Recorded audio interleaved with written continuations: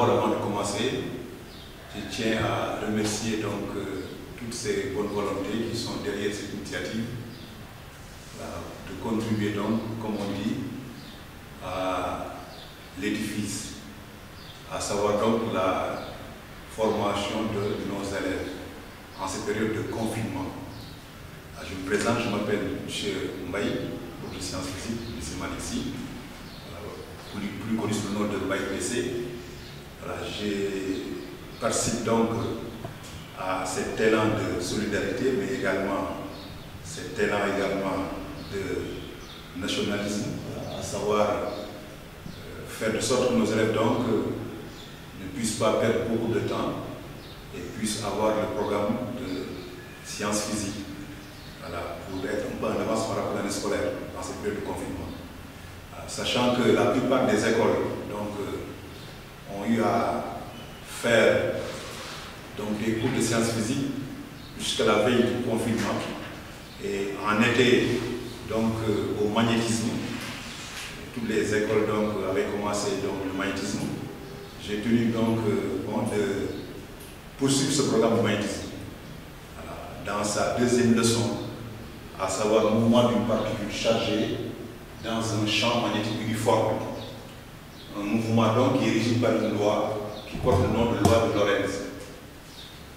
Cette loi donc étant une expression de force, une expression également d'un produit vectoriel, j'ai tenu bon également de rappeler, pour commencer la leçon, donc quelques-unes des propriétés du produit vectoriel.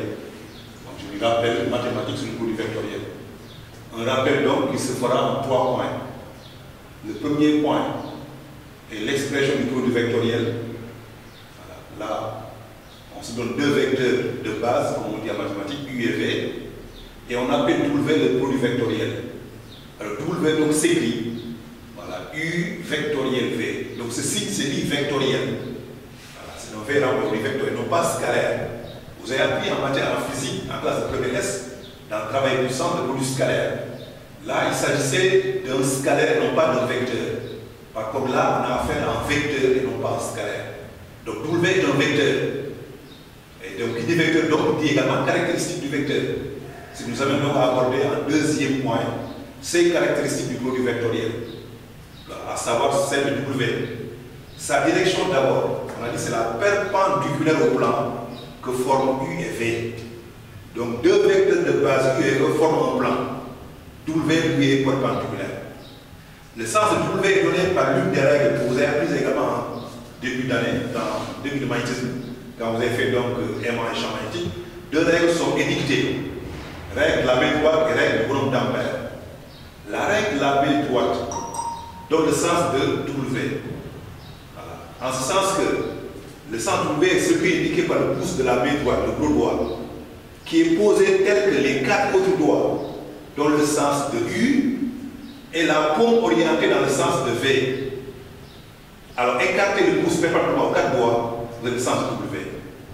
Ou bien encore la règle du bonhomme d'Ampère, qui est également dans le sens W, à savoir celui donc indiqué par le bras gauche de l'observateur d'Ampère, qui est bougé sur V, de sorte que U soit même des pieds vers la tête, et regardant le sens de W. Son bras gauche tendu perpendiculairement à son corps, dans le sens également de W. Voilà, 2 règles donc sont suffisantes pour trouver le sens de W. Et enfin, W a une norme en tant que vecteur. Sa norme est égale au produit des normes de U et de V, multiplié par en valeur absolue le signe de l'angle que forme U et V. Voilà donc comment W est caractérisé en tant que vecteur. Et enfin, ses propriétés du produit vectoriel. On va seulement donc se limiter à celles qui servent à cette leçon de physique. La première d'entre elles, c'est que le produit vectoriel n'est pas commutatif. En effet, U vectoriel V n'est pas égal à V vectoriel U, mais est égal à moins V vectoriel U. Quand vous changez l'ordre d'écriture, on change, on met un signe moins devant. Première propriété. La deuxième propriété également, c'est que si on prend W, qui est le produit vectoriel de U et V, alors il est perpendiculaire à chacun de ces 2 vecteurs. Soit donc mathématiquement, W est perpendiculaire à U, mais également W est perpendiculaire à V. Voilà donc comment ça se traduit. On peut ajouter également une dernière propriété, à savoir que voilà, le produit vectoriel de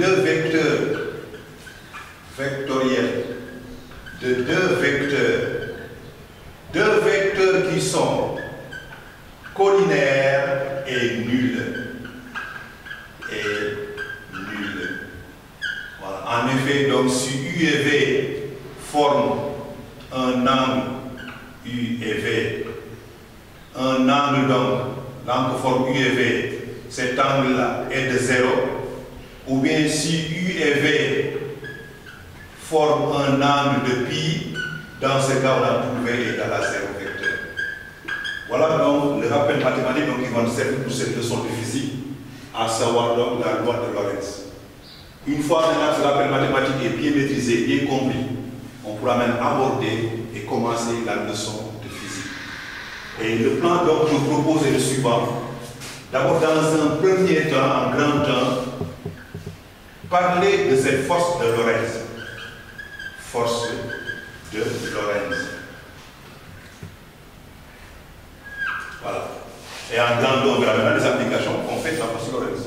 Et comme force de Lorentz, on va d'abord aborder un peu la mise en évidence, expérience de mise en évidence. Mise en évidence de cette force. Voilà. Elle est mise en évidence par une expérience donc classique, donc étudiée dans le laboratoire, on appelle l'expérience du tube de Crookes. Expérience du tube de Crookes. Tube de Crookes. D'abord, comme toute expérience de physique aussi, il y a une démarche à appliquer, à suivre. D'abord, c'est de présenter le dispositif, petit a, dispositif expérimental,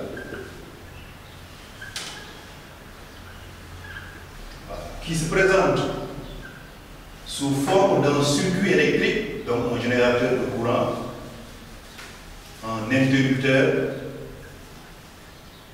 une lampe témoin pour savoir si le courant passe, et un tube spécial qui a cette forme-là, qu'on appelle tube de Crookes. Donc comme ça. Et là, vous avez deux parties. Cette partie s'appelle la cathode du tube. Et là, vous avez l'anode.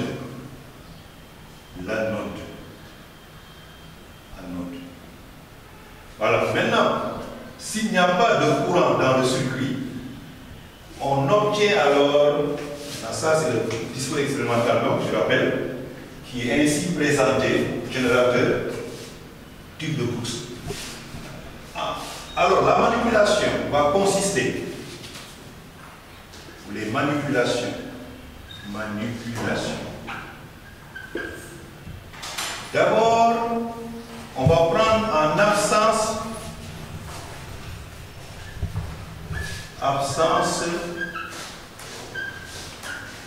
de champ magnétique. Donc, d'aimant. Champ magnétique. Voilà, donc d'aimant. S'il n'y a pas d'aimant à côté du tube de Crookes, lorsqu'on ferme l'interrupteur, on se rend compte, donc on observe dans le tube de Crookes un faisceau bleu. Et ce faisceau bleu qui est dans le tube de Crookes, donc qui est rectiligne, correspond à un mouvement d'électrons, donc de particules chargées. Voilà donc ce qu'on obtient alors, un tube de Crookes qui est isolé du dispositif, donc qui a cette forme-là, avec donc l'anode qui est accéléré d'électrons et la cathode qui les émet. Et on a un faisceau bleu donc qui apparaît qui est comme ça. Ça c'est en absence de champ magnétique d'aimant. En présence maintenant d'aimant. En présence d'aimant. Donc quand on approche un aimant du tube de Crookes, voilà ce qu'on obtient. On obtient alors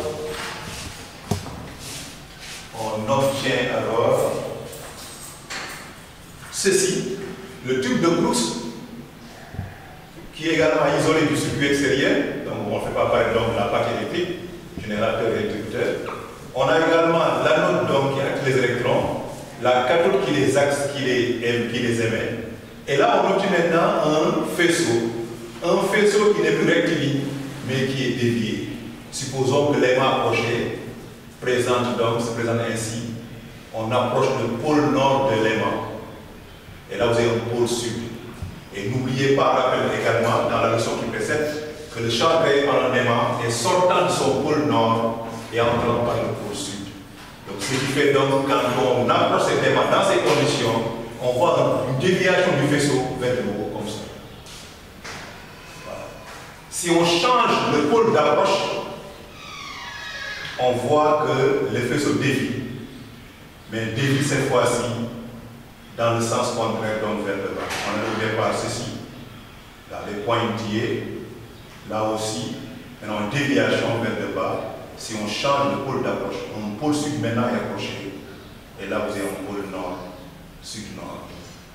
Voilà, donc ce qu'on observe, lorsque maintenant un aimant est approché de ce tube de Brooks. Une fois donc la manipulation est réalisée, il faut maintenant interpréter les observations, c'est la démarche scientifique. Interprétation vient après en petit c.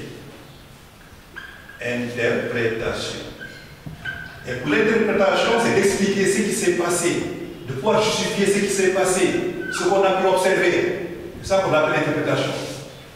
Alors, on explique donc le fait que le faisceau est dévié, voilà, par la présence d'éléments. Parce qu'on a dit que s'il n'y a pas d'éléments, le faisceau ne dévie pas. On a un mouvement qui est rectiligne. Voilà, on a un élément, le faisceau dévie. Et qui dit déviation dit mouvement. Qui dit mouvement dit dynamique, dit force. Donc une force a été créée par cet aimant. Une force qui a été appliquée aux électrons. Parce que n'oubliez pas, on avait dit au départ que le mouvement donc, de particules est un mouvement d'électrons, le faisceau de particules. Donc ce qui fait qu'on a donc action d'une force. Une force due à un aimant. Et cette force due à l'aimant, c'est ce qu'on appelle la force de Lorentz. Voilà donc l'interprétation qui a été faite, à savoir que la déviation du faisceau d'électrons est due donc voilà, à l'aimant. C'est l'aimant qui fait que le début. Voilà. Maintenant, pour justifier cela, voilà, on justifie donc cela. Voilà, par le fait que l'aimant ait créé une force magnétique.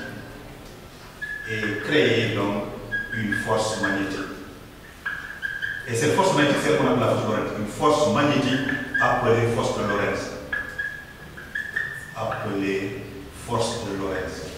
Voilà, donc la mise en évidence de cette force de Lorentz. Voilà donc cette mise en évidence de la force de Lorentz qui a été. Donc je récapitule un peu donc pour la manipulation, comment elle est menée. Vous avez donc une manipulation donc, qui s'est faite en 3 étapes. D'abord la présentation du dispositif expérimental. C'est important de connaître également ce qui a été utilisé comme mise en évidence. Mais également les manipulations qui sont effectuées. Manipulation donc consiste à approcher un aimant ou bien en absence d'aimant. En absence d'aimant, on a montré que le faisceau est rectiligne. Donc il n'y a pas de mouvement, il n'y a pas de déviation du max, il y a un mouvement de faisceau. En présent d'aimant, on montre maintenant que le faisceau dévie tantôt vers le haut, tantôt vers le bas. Donc ce qui présage donc une force qui est appliquée au faisceau, force appelée force de Lorentz. Avant de voir maintenant quelles sont ses caractéristiques, comment expliquer la diversion dans le premier cas se passe vers le haut, comment expliquer dans le deuxième cas qu'elle se passe vers le bas. Ça, c'est après maintenant que la force de Lorentz soit énoncée, que cela puisse être expliqué. Ce qui nous amène donc aussitôt à donner en petit 2 l'énoncé de cette loi de Lorentz. Donc petit 2, énoncé de la loi de Lorentz.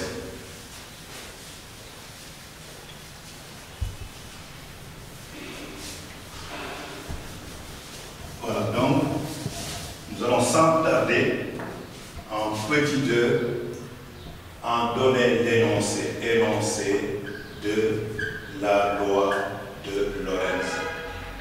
Et C'est là que l'on donne la forme de la force. À savoir que toute particule de charge Q, toute particule de charge Q animée d'un mouvement de vitesse V dans un champ magnétique uniforme de vecteur B, champ magnétique uniforme de vecteur B est soumise, cette particule donc est soumise à une force d'origine magnétique,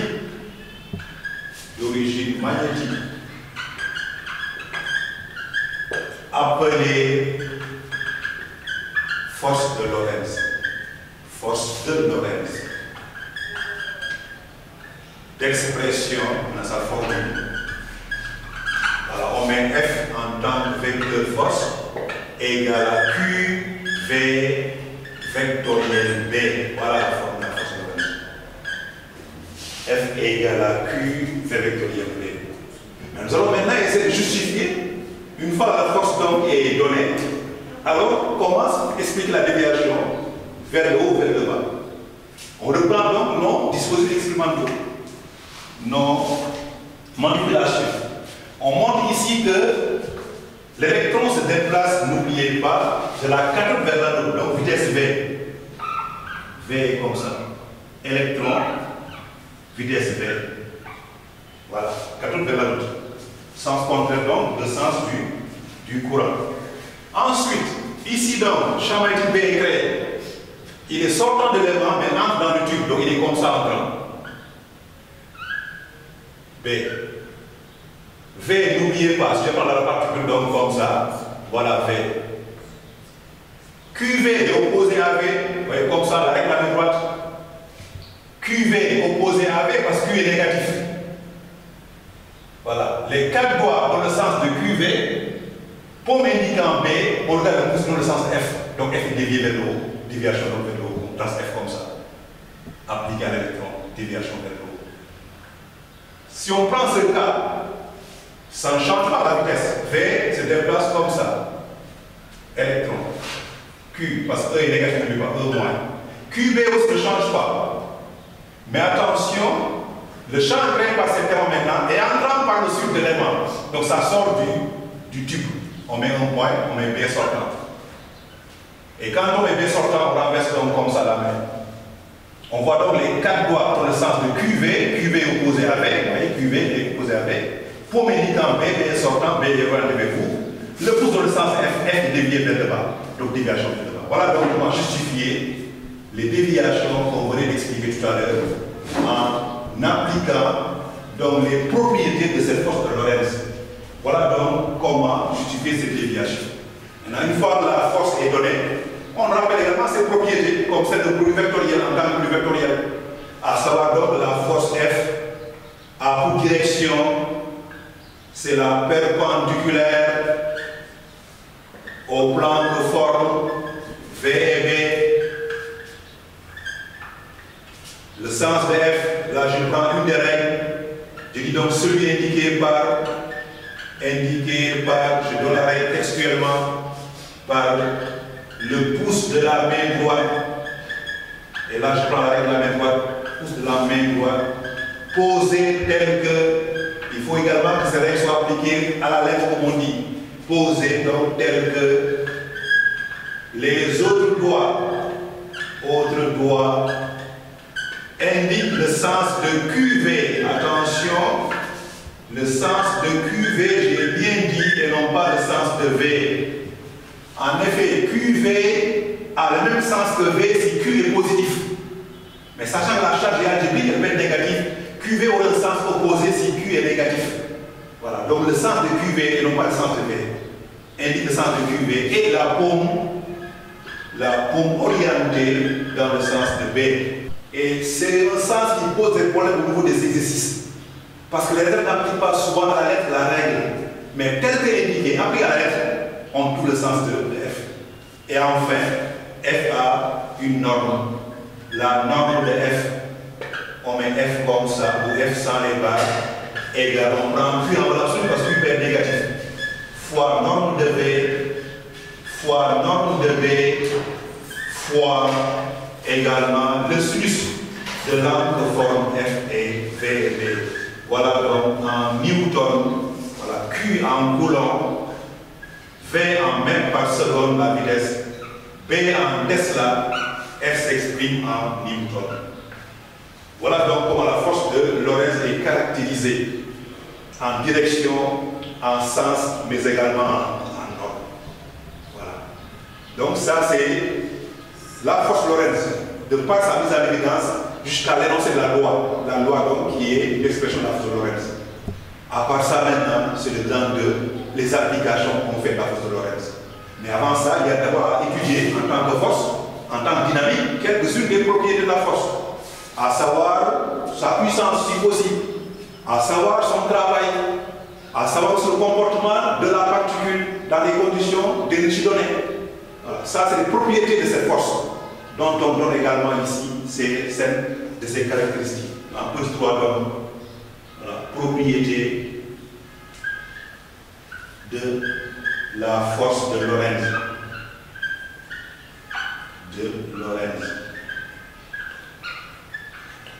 Alors, cherchons d'abord l'expression de sa puissance. Puissance de la force. Puissance de la force. Voilà. Et ça vous rappelle la formule travail et puissance en classe de première. Voilà. La puissance d'une force s'exprime par le produit scalaire du vecteur force par le vecteur vitesse. Rappel donc travail et puissance première. Cette puissance donc sera en développement. F fois V fois le cos de l'angle de forme F et V. Voilà ce qu'on a comme produit. Maintenant, on va jusqu'au bout. On sait que voilà, F est perpendiculaire à V.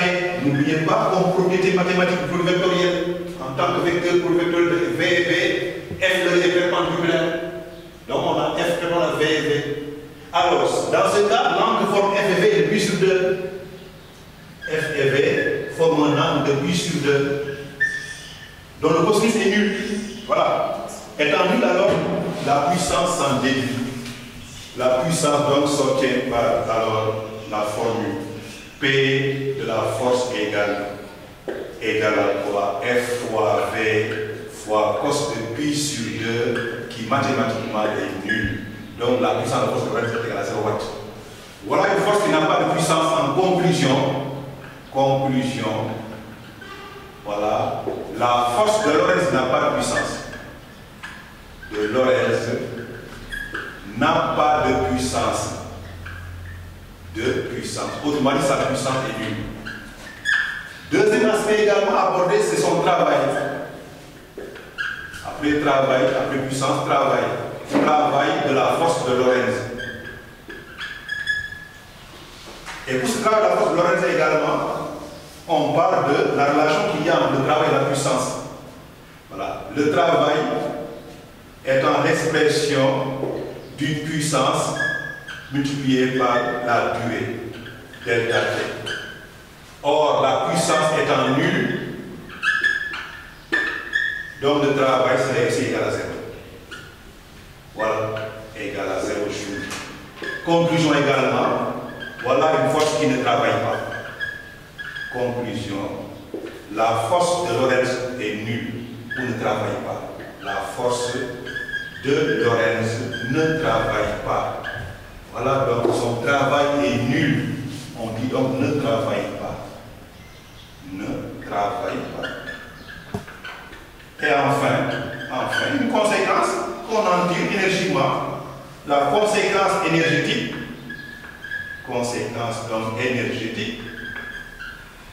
c'est d'appliquer le TEC. Voilà. En appliquant le delta EC, le TEC appliqué, TEC, va donner, voilà, somme des travaux des forces extérieur avec la particule étant égale à delta EC. Donc on a delta EC égale travail de F.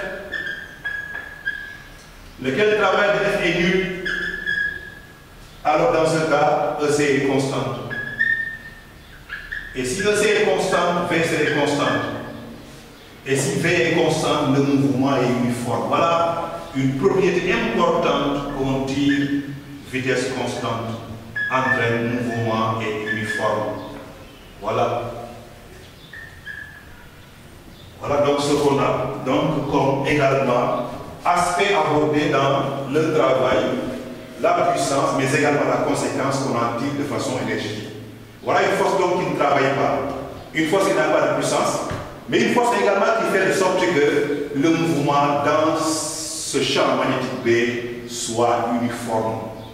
Autrement dit, le champ magnétique B, contrairement au champ électrostatique, n'accélère pas la particule. Dans le champ magnétique B, la particule conserve la même vitesse à l'entrée qu'à la sortie. On verra maintenant quelle influence le champ magnétique aura sur la vitesse B, mais pas en norme. La norme elle est constante.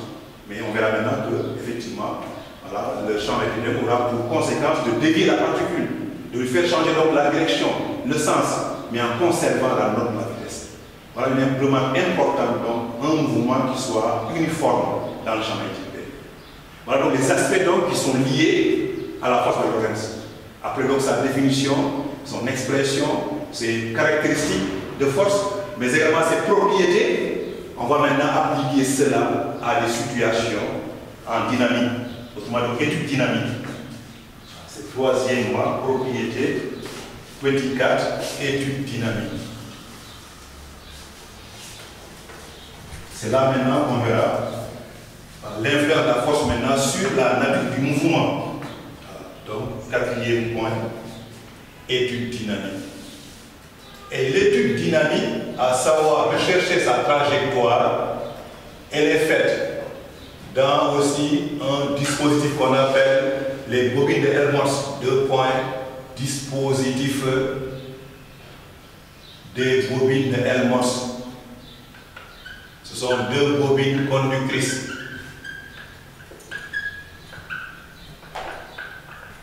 Voilà. On a d'abord comme dispositif d'abord le montage utilisé. On prend 2 bobines, voilà, qui sont vues de dessus, donc cette forme avec des spires comme ceci. Voilà. Maintenant, on place entre les 2 bobines une ampoule en verre comme ceci. Voilà. Là aussi, une autre bobine, elles sont 2 bobines identiques. Voilà, comme ceci, les 2 bobines. Voilà, les spires sont là. L'axe delta des bobines est là, qui passe par le milieu haut de l'ampoule, l'axe delta. Et là maintenant, on a l'ampoule est munie d'un canon à électrons comme ceci. Voilà, on l'appelle canon à électrons. Il donne des électrons, canon à électrons. Là c'est la bobine, par exemple B2, bobine B1. Ces bobines donc sont parcourues par des courants. Supposons que les courants qui les parcourent soient ascendants, c'est le même courant qui les parcourt I. Et là maintenant, vous n'êtes pas sans savoir que ces courants vont créer un champ résultat au point O, donné par la règle de la main droite. Voilà. Les 2 champs auront même direction, même sens, horizontal vers la gauche. Donc le B résultat est tracé. Et ce B, c'est le B créé par les 2 bobines. Donc nous avons maintenant la situation de départ, mouvement d'une particule chargée, qui sont émis à la vitesse v des électrons. Dans un champ magnétique B, voilà la situation devient. On pourra maintenant voir de quelle trajectoire voilà, sont ces mouvements. C'est ça l'objectif de réponse, trajectoire. Et montrer maintenant que les trajectoires dépendent de quoi? Dépendent de l'angle de forme V et B, notre les trajectoires. Voilà. Donc ça, c'est la présence du dispositif. Vous avez ensuite des manipulations réalisées. Manipulation. Et comme manipulation réalisée, alors on montre que, de par l'expérience, voilà, l'expérience, le résultat au final, l'expérience révèle que, voilà, les natures ou la nature des trajectoires dépend, cette nature dépend de l'angle que forme V et B. Voilà. N'oubliez pas que l'ampoule en verre est orientable. Une ampoule qu'on peut orienter avec la main. Orientable. En tournant l'ampoule avec la main, cet angle que forme V et B pour prendre plusieurs valeurs. Nous sommes ici dans le cas où l'angle est de pi sur 2. En tournant l'ampoule dans ce sens-là, que V soit à ce niveau-là, l'angle serait de 0 degré. En tournant l'ampoule dans l'autre sens, V serait de 90 degrés, 180 degrés. Voilà, maintenant vous c'est un angle quelconque. Voilà. Donc l'ampoule est orientable. L'ampoule donc peut être tournée par la main. Et en le faisant, on a plusieurs valeurs d'angle. Et à chaque valeur d'angle, on verra dans l'ampoule la trajectoire du faisceau d'électrons. Voilà pour ce que j'ai expliqué en même temps. Le résultat de la conclusion de l'expérience. Maintenant, deux situations nous intéressent. Le premier cas, c'est le cas où V et B sont collinaires. V et B forment un angle de 0 degré. Ou bien encore V et B formant un angle de pi. Là, l'expérience montre, en observant la boue, qu'on a donc une force qui est nulle, qu'on a un faisceau rectiligne. On observe un faisceau rectiligne. Un faisceau rectiligne. Faisceau rectiligne, il n'y a pas de déviation. Autrement dit, la force est nulle, rectiligne. Maintenant, comment justifier ça maintenant? En effet, F est nul. F égale 0. Voilà, nous avons dit que les deux sont collinaires, F est nul. Si F est nul, il n'y a pas de déviation. Voilà. Deuxième cas, c'est le cas le plus intéressant. C'est le cas où F, V et B forment un angle de pi sur 2. Ce cas-là présente un intérêt, en effet. C'est un cas maintenant qui va être utilisé pour les applications à venir.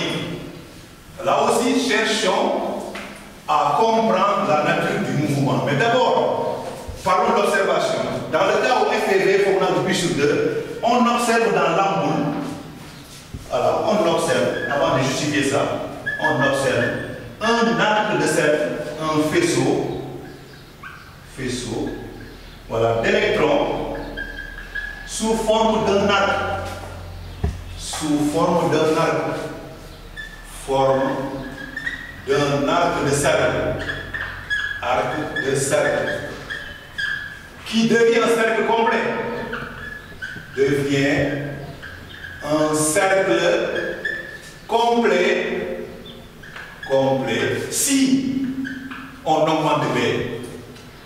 Et on ne peut augmenter B en augmentant le courant. Si on augmente, voilà, l'intensité de B. On augmente l'intensité de B.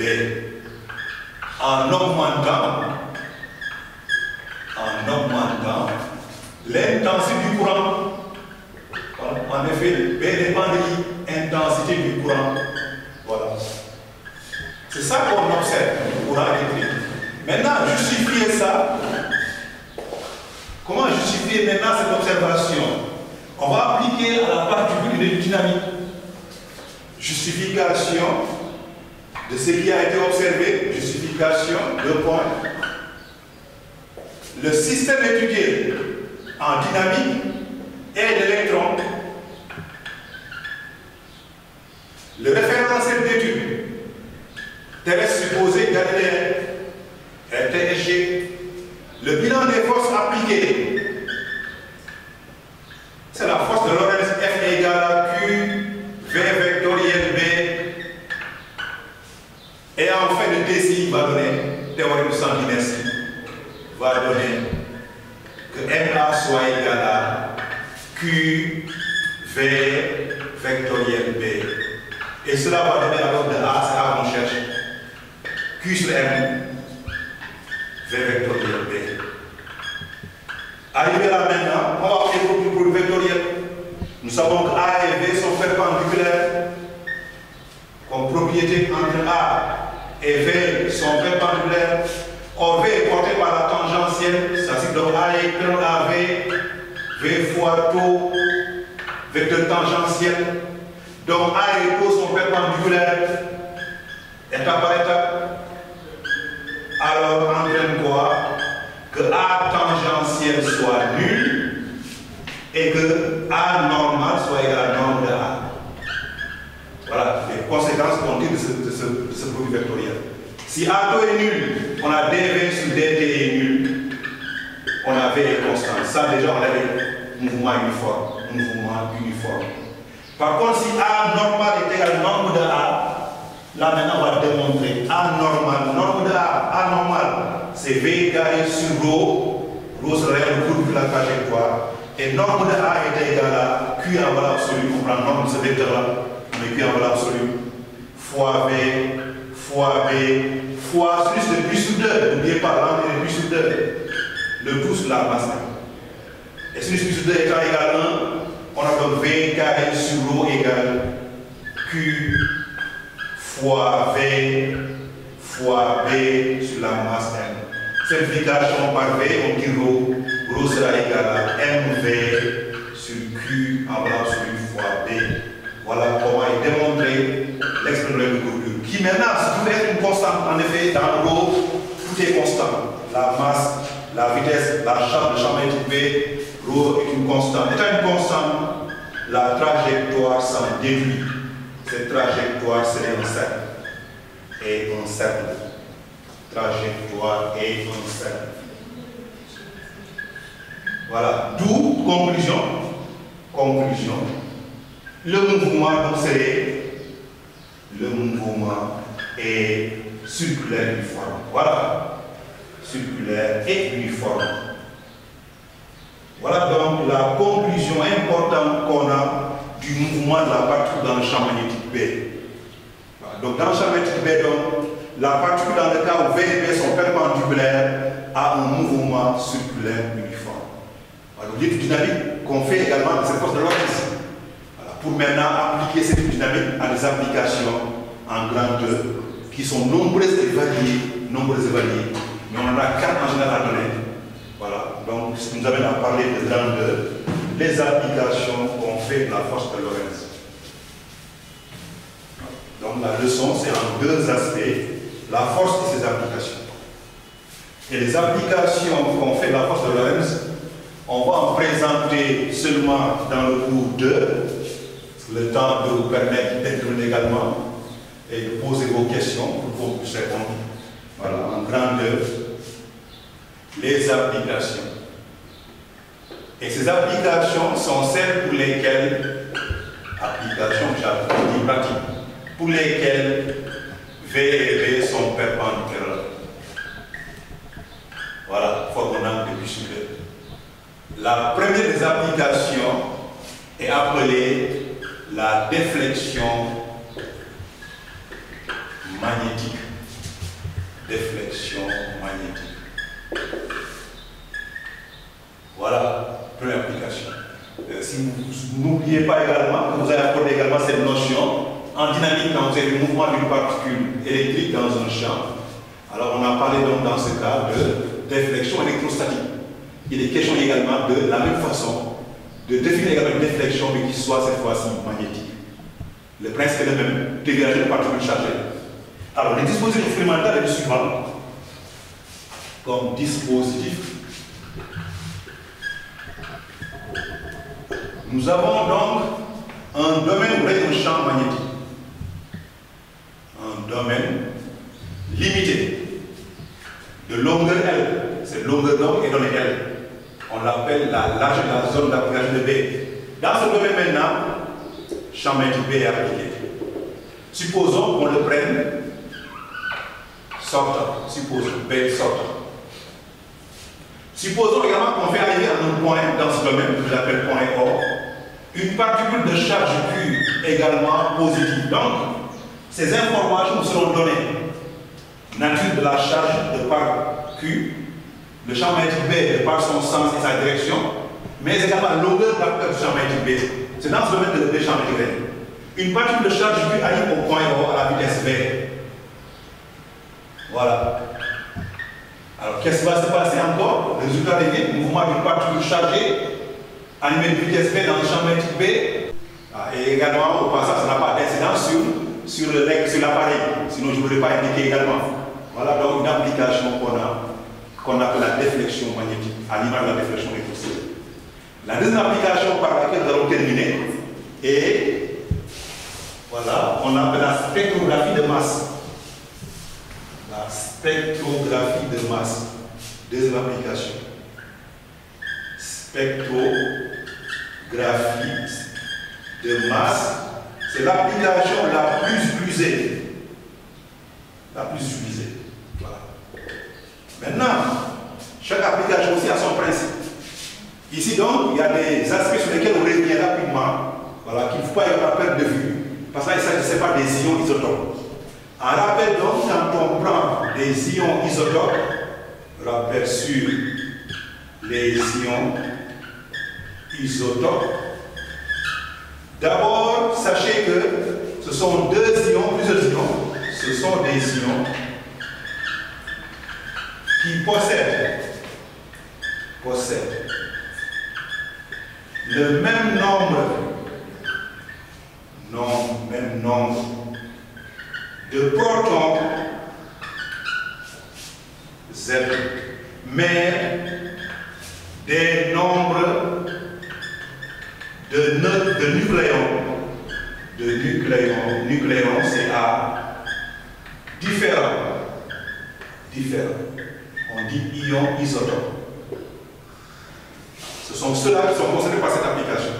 Exemple, je prends H11 plus H12 plus et H13 plus sont des isotopes. Ils ont même nombre de protons 1 partout. Des nombres de nucléons qui sont des chiffres qui sont en haut, différents, 1, 2, 3. On lui appelle l'hydrogène normal, deutérium et tritium. Voilà, qui sont isotopes. Maintenant, pour ces ions également, ne pas oublier aussi un rappel. Comment s'exprime leur charge et leur masse. Voilà, si on prend l'ion Xn plus et on met Za, alors on a deux choses qu'on peut en avoir dans les calculs. On aurait besoin de la masse et de la charge. La masse de l'ion s'obtient par M de l'ion égale A fois petit u. Le A qui est là, ne peut pas donner la masse de l'ion. Avec petit u égale, c'est 1 plus, voilà, 66, 10 puissance moins 27 en kg. On a plus de masse de l'ion. Mais également la charge Q de l'ion. C'est ici un cation qu'on a, c'est N fois E. N fois E. Avec E égale à 1 plus 10 puissance moins 19 coulombs.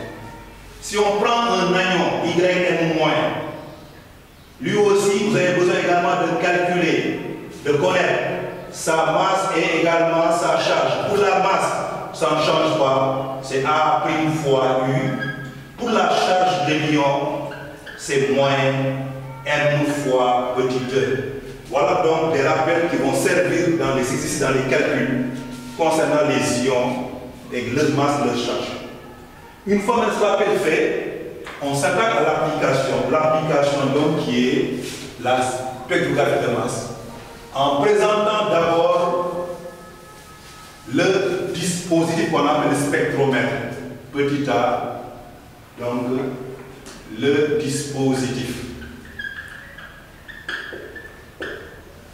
Il est constitué par 3 chambres. 3 chambres, comme ça. Une chambre d'ionisation, une chambre d'accélération et une chambre de séparation. Voilà les 3 chambres. On dit également 3 domaines. Souvent on parle de domaine dans les exercices. Chaque domaine correspond à une chambre.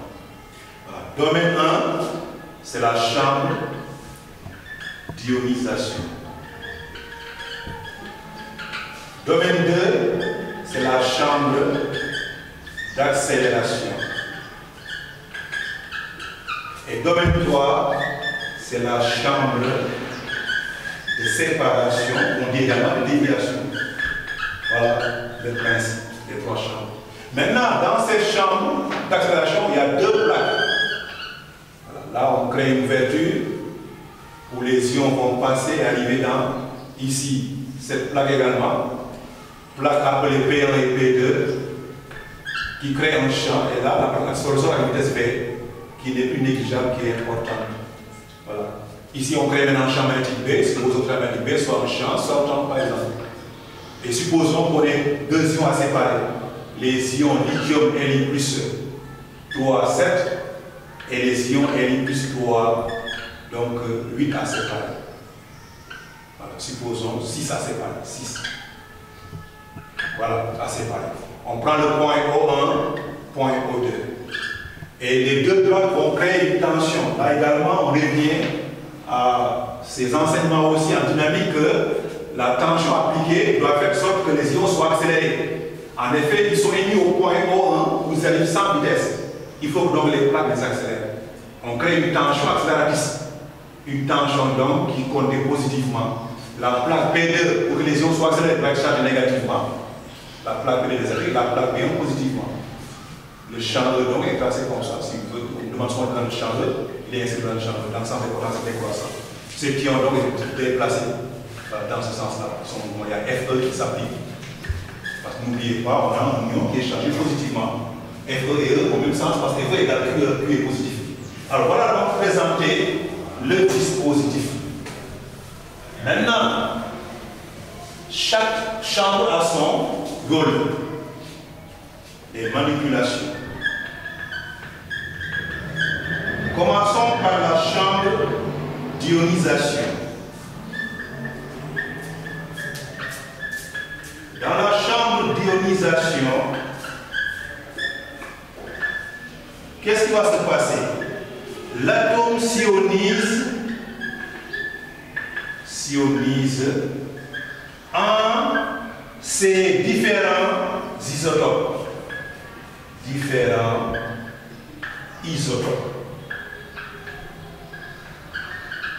Pour donner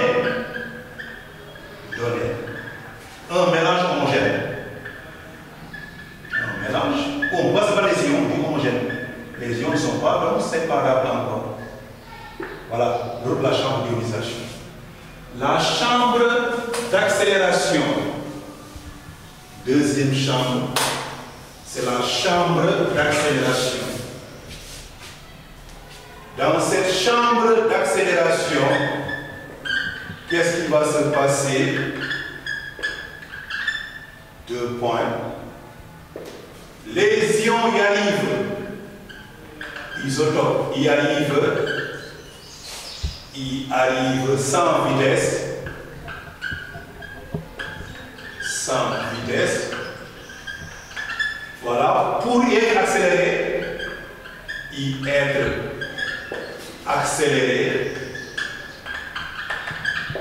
et en ressortir avec des vitesses non négligeables. Voilà ce qu'on a. Maintenant, cherchons leur expression. En effet, on a le texte appliqué. TEC appliqué aux ions va donner 1 demi de m v carré moins 0 égale à Q facteur de potentiel de départ moins arrivé. Alors, si je prends maintenant égal à, j'appelle ça Q, on pose, voilà, VP1 moins VP2 égale U, c'est la tension qui les accélère, donc ce qui donne finalement que V égale à racine carrée de 2 fois Q en valeur absolue fois U sur la masse M. Voilà la vitesse V donc que les électrons, les ions auraient à leur sortie dans la chambre d'accélération. Ils vont arriver dans la chambre de séparation maintenant. Chambre de séparation. Dans cette chambre de séparation, alors on va avoir maintenant également une dynamique, système étudié. C'est l'ion Li+. L'ion, voilà, Li+. Dans le cas général. On met le bilan des forces. Maintenant là, nous sommes dans le magnétisme. Force de Lorentz égale Q V vectoriel B. TCI donne MA égale Q V vectoriel B donne A égale Q sur M V vectoriel B. De là également qu'on a un mouvement donc, qui est circulaire, uniforme, on vient de démontrer. Ce n'est pas la peine de prendre la démonstration ici. Uniforme. De rayon R égale MV sur QB. Arrivé là maintenant, on remplace V par son extension qu'on va établir. Voilà. Donc, on va avoir R égale M sur QB. V remplace par racine carrée 2 fois Q en valeur absolue sur la masse M. Et ça va donner, en faisant rentrer donc les termes qui sont de part et d'autre de la racine, à savoir M rentre par son carré, Q rentre par son carré, celle de V va rester en dehors de la racine, on obtient 1 sur B, racine carrée de, on a 2 fois, voilà, U, voilà, 2 fois, donc U sur Q en valeur absolue, fois 1 moins M, voilà le résultat final qu'on obtient. Et là, on remarque que le rayon de trajectoire est proche à la masse de l'ion. Ouais. Les ions ont la même charge Q. Les ions sont soumis à la même tension U, au même champ magnétique B, mais n'ont pas la même masse. Alors, la différence de masse correspond à la différence de rayon. D'où le principe donc, de spectre de masse sépare les ions de par la différence de masse. L'ion qui a la masse la plus grande est dévié sur le rayon le plus grand. Et là, on a ici une zone qu'on appelle ici. Voilà, une zone donc délimitée ici, qu'on appelle la zone de réception. C'est dans ces zones de réception maintenant, voilà, qu'on appelle les collecteurs, un collecteur de particules que les ions vont arriver. L'un des ions arrive au point que j'appelle I1, le second ion au point que j'appelle I2. Voilà, I2, ions sont les points d'impact sur la zone de collection, le collecteur. Et là, on remarque donc, d'après l'expression qu'on vient d'avoir, que c'est l'ion de masse la plus grande, Li plus 3,7, qui est divisé sur I2. I2 donc va recueillir l'ion Li plus 3,7, alors I1 recueille l'ion Li plus 3,6. Voilà comment ces ions ont pu être séparés de par la différence de masse.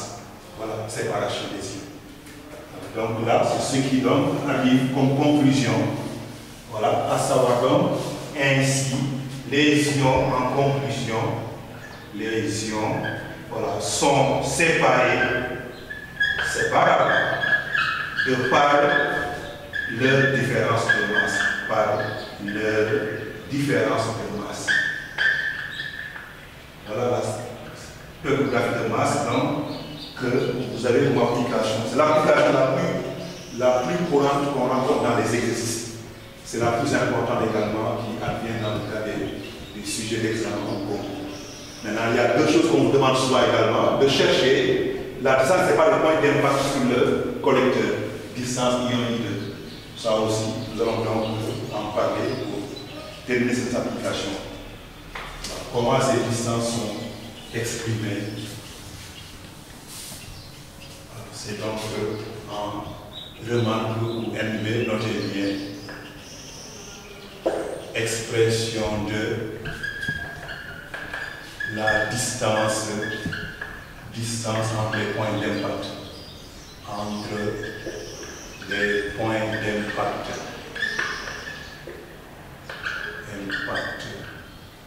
des ions ou des particules, des ions.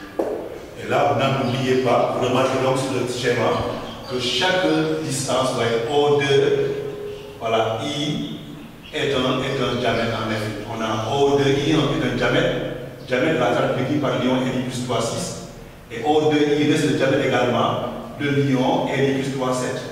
En tant que diamètre, c'est 2 fois le rayon. Donc cette distance, c'est la différence des diamètres. Ce qui fait donc qu'on a d'abord O2I égale 2R1, c'est 2 fois M, bon, 2 fois 1 sur B. 1 sur B, racine carrée de 2 fois, voilà, QU, 2 fois U, sur Q en valeur absolue, fois M1.